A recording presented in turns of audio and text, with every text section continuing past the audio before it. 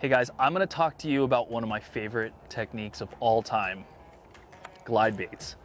Now, these high dollar swim baits have a very special place in my heart. They not only catch giant bass, but sometimes that's the only thing that bass want to eat, is just a larger bait, especially in that pre-spawn time of year or later on in the fall where these fish are trying to feed up. And this is a great way to catch an absolute giant bag of bass. Now, the whole setup is very unique. You can't have one without the other. And we're going to talk about two different scenarios. So one scenario is my cover glide, if you will. So I have this on a 7/6 heavy action rod with a moderate to slow tip.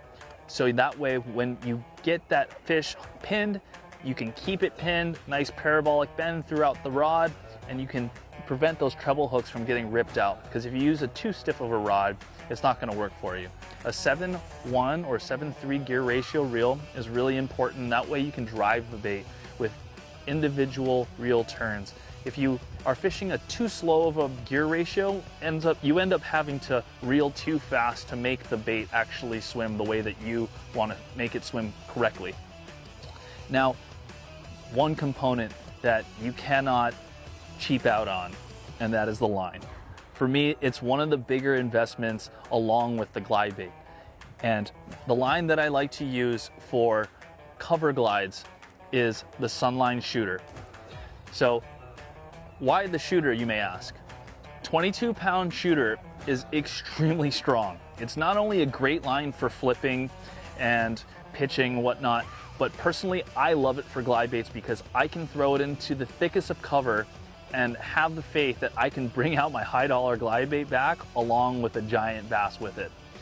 The special thing about the shooter is that it's extremely abrasion resistant, and you really need that when you're fishing around heavy cover. Now, my next setup is a little bit different.